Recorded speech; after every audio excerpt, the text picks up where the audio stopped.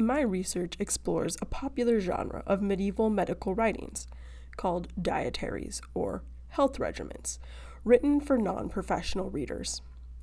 These texts were composed or circulated in Middle English from approximately 1380 to the beginning of the 16th century.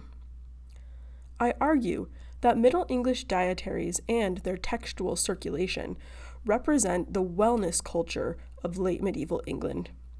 The term wellness culture describes a network of ideologies that associate health and the body with social class, gender, authority, and morality.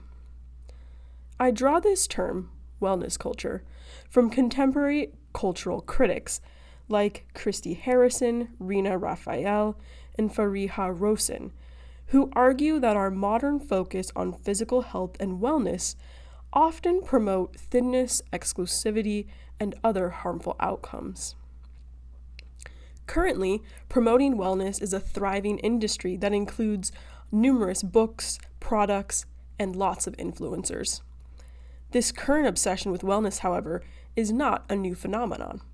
Medieval readers also sought after and consumed wellness advice, leading to the creation of one of the most popular genres of late medieval medical writings. Despite the popularity of this medieval genre, vernacular health regimens rarely appear as a central focus of scholarly inquiry. By centering these writings in my research, I gain greater insight into the popular tastes of late medieval readers and the connections that they saw between bodily health and the social structures that made up a productive society. A core part of my study is to identify the various manuscripts in which Middle English dietary writings appear. This helps to demonstrate the popularity of these texts and explore the various contexts in which readers encountered them. I focus on three main dietary writings. The first, Galen's Dietary, a health guide organized by month. Second, a poem titled Dietary, written by the prominent 15th century poet John Lydgate. And finally, a dietary supposedly written for Queen Isabel of France, wife to Edward II. So far, I have identified approximately 65 copies of Galen's Dietary, 56 manuscripts containing Lydgate's Dietary, and about 16 copies of Isabel's Dietary. Since not all original copies of medieval texts survive, these numbers demonstrate an exceptional range of manuscripts containing dietary writings.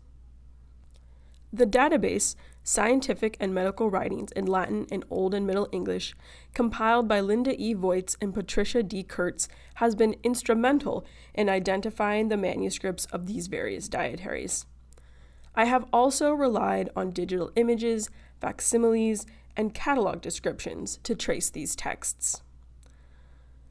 The second focus of my study is to investigate the relationship between Middle English dietaries and other examples of late medieval literary culture.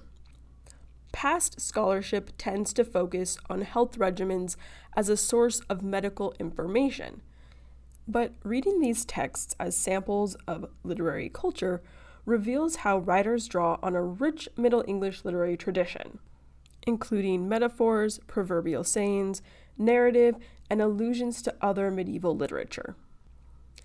15th century England was marked by plagues, widening wealth gaps, political division, and ongoing military conflicts.